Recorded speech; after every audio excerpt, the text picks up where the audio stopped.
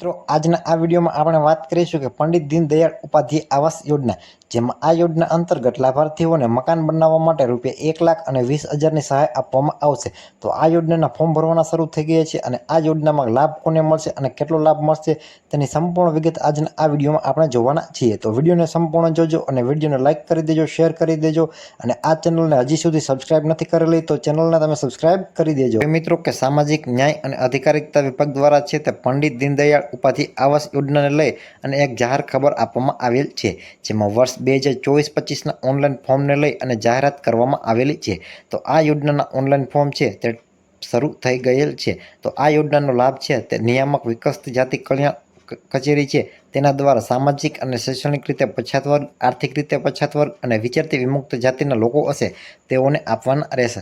અને આ યોજનાના ઓનલાઈન ફોર્મ ઈ-સમાજકલ્યાણ.ગુજરાત.gov.in નામની વેબસાઇટમાં ભરવાના રહેશે. તેમજ આ ફોર્મ છે તે તમે 17/8/2024થી લઈ અને 16/9/2024 સુધી તમે આમાં ઓનલાઈન અરજી કરી શકો છો. અને અગાઉના નાણાકીય વર્ષ જેમ કે 2022-23 અને 2023-24માં જો તમે અરજી કરેલ હોય અને ત્યારે લક્ષ્યાંક કરતાં વધારે અરજી આવેલી હોય, તેથી તે વર્ષે જે પણ અરજદારોએ છે તે અરજી કરેલી હતી તેઓએ ફરીથી આમાં યોજનામાં અરજી કરવાની રહેશે નહીં.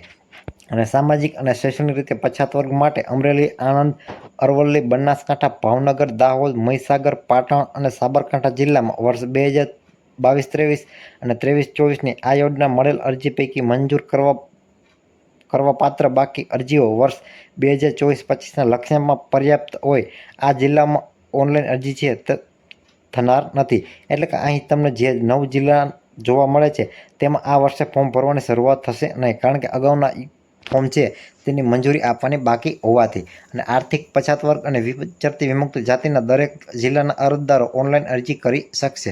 અને વિચરતી વિમુક્ત જાતિ માટે લક્ષ્યાંક પૂર્ણ ન થાય ત્યાં સુધી ઓનલાઈન અરજી કરવાની રહેશે. આ યોજનાના સમયગાળા દરમિયાન જે જિલ્લામાં અરજીઓ ન મળે લક્ષ્યાંક કેટલી, તો ત્યાં સુધી છે તે ઓનલાઈન પોર્ટલ છે તે જોતા રહેવા વિનંતી કરવામાં આવેલી છે. ત્યારબાદ વાત કરવામાં આવે કે વર્ષ 2023-24 અને 2023-24ની ઓનલાઈન અરજીઓ છે તે 2024-25ના વર્ષમાં જોવામાં આવશે અને તેઓને છે તે જૂની અરજી હશે તેને પ્રથમ અગ્રતા આપવામાં આવશે અને ત્યારબાદ ચાલુ વર્ષની અરજી હશે તેઓને ધ્યાનમાં રાખવામાં આવશે. ત્યારબાદ વાત કરવામાં આવે તો જે જિલ્લામાં લક્ષ્યાંક કરતાં વધુ અરજી હશે તે સંપૂર્ણ ડોક્યુમેન્ટવાળી અરજી હશે તેને ધ્યાનમાં લેવામાં આવશે. અધૂરા ડોક્યુમેન્ટવાળી અરજી હોય તો તેઓને ધ્યાને લેવામાં આવશે નહીં. તેમજ પંડિત દીનદયાળ ઉપાધ્યાય આવાસ યોજનામાં સહાય મેળવવા માટે ઓનલાઈન જ અરજી કરવાની રહેશે અને ડોક્યુમેન્ટ હોય એ તમારે પણ ઓનલાઈન જ અપલોડ કરવાના રહેશે. કોઈ જગ્યાએ તમારે છે તે ઝેરોક્સ કોપી કે હાર્ડ કોપીમાં છે તે આપવામાં રહેશે નહીં. અને ત્યારબાદ અધૂરી વિગતો હોય તો એવી અરજીઓ છે તે નામંજૂર કરી દેવામાં આવશે. અને આ યોજનાનો લાભ છે તે મૂળ ગુજરાત રાજ્યના વતની હોય તેઓને જ મળવા પાત્ર રહેશે. અને ત્યારબાદ અરજદારની કુટુંબની વાર્ષિક આવક મર્યાદા છે તે ગ્રામ્ય તથા શહેરી વિસ્તારમાં છે તે 6 લાખથી વધારે હોવી જોઈએ નહીં. જો તમારી આવક વધારે હશે તો તમને આ યોજનાનો છે તે લાભ મળવા પાત્ર રહેશે નહીં. ત્યારબાદ અગાઉના વર્ષમાં અરજદાર અથવા તો તેમના કુટુંબના સભ્ય દ્વારા ગુજરાતના રાજ્યના અથવા તો અન્ય કોઈ પણ ખાતામાંથી છે તે આ પ્રકારની આવાસ યોજનાનો લાભ મળેલ હશે તો તમને છે તે આ યોજનાનો લાભ આપવામાં આવશે નહીં. તેમજ પંડિત દીનદયાળ ઉપાધ્યાય આવાસ યોજનાનો લાભ છે તે કુટુંબમાંથી કોઈ એક વ્યક્તિને એક જ વખત છે તે મળવા પાત્ર રહેશે. અને મિત્રો તમે જ્યારે પણ આમ અરજી કરતા હોય ત્યારે તમારા ઓનલાઈન અરજીમાં તમારો કુટુંબના કોઈ પણ એક વ્યક્તિનો છે તે મોબાઈલ નંબર આપવાનો રહેશે અને તે મોબાઈલ નંબર છે તમારું મકાનનું કામ પૂર્ણ ન થાય ત્યાં સુધી તમે શરૂ રાખવાનો રહેશે, કારણ કે તમને તેને અરજીને લગતી અપડેટ છે તેમાં તમને આપવામાં આવશે. અને જે પણ અરજદારો આમાં અરજી કરે તો તેની અરજી મંજૂર થઈ કે નામંજૂર થઈ તેનું સ્ટેટસ છે તે વેબસાઇટ ઉપર ચેક કરતું રહેવાનું રહેશે. અને આ અરજી છે તમારી એ મંજૂર કરવાની સત્તા જિલ્લા અધિકારીની હોય છે. બીજા કોઈ અધિકારી છે તેમાં બીજો તમે કોઈ હક દાવો કરી શકશો નહીં. અને પંડિત દીનદયાળ ઉપાધ્યાય આવાસની તમારે વધુ વિગત જોવી હોય તો તમે ઈ-સમાજ કલ્યાણની વિગત ઉપર છે તે જોઈ શકો છો. અને આ યોજનાને લગતો આખરી નિર્ણય છે તે નિયામક વિકસિત જાતિ કલ્યાણ ખાતું ગુજરાત રાજ્ય ગાંધીનગરનો છે તે આખરી નિર્ણય રહેશે.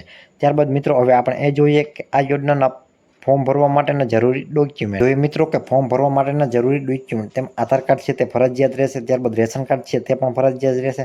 ત્યારબાદ અરજદારની જાતિ અથવા પેટા જાતિનો દાખલો છે તે પણ છે તે તમારે જોડવાનો રહેશે, પરંતુ તે ફરજિયાત નથી. ત્યારબાદ આવકનો દાખલો ફરજિયાત છે. ત્યારબાદ રહેઠાણનો પુરાવો તમારે ફરજિયાત આપવાનો રહેશે. ત્યારબાદ જો તમે કોઈ ગરીબ આવાસ યોજના હેઠળ તમને મકાન ફાળવણી થયેલ હોય તો તેની તમારે નકલ આપવાની રહેશે, તે પણ ફરજિયાત નથી. ત્યારબાદ તમારા જમીનનો માલિકીનો આધાર કાર્ડ પુરાવો હોય તે તમારે ફરજિયાત આપવાનો રહેશે. તેમાં તમે તમારા જમીન માલિકીનો પ્લોટનો દસ્તાવેજ હોય, આકારણી પત્રક હોય અથવા તો હકપત્રક હોય અથવા તો સનદ પત્રક જે પણ લાગુ પડતું હોય એ તમારે આપવાનું રહેશે. ત્યારબાદ તમારા મકાન બાંધકામ કરવાની રજા ચિઠ્ઠી, તો આ તમારે તમારા ગ્રામ્ય વિસ્તારમાં તલાટી પાસેથી મેળવી લેવાની રહેશે. ત્યારબાદ મકાન સહાય મંજૂર કરવા માટે તલાટી કમ મંત્રી અથવા તો સિટી તલાટી કમ મંત્રી આપવાનો ચતુર્દિશાનો દાખલો છે તે પણ તમારે ફરજિયાતપણે આપવાનો રહેશે. અને જે અરજદારોનું નામ બીપીએલ યાદીમાં હોય તો તે લોકોએ બીપીએલ યાદી દાખલો હોય તે પણ આપવાનો રહેશે.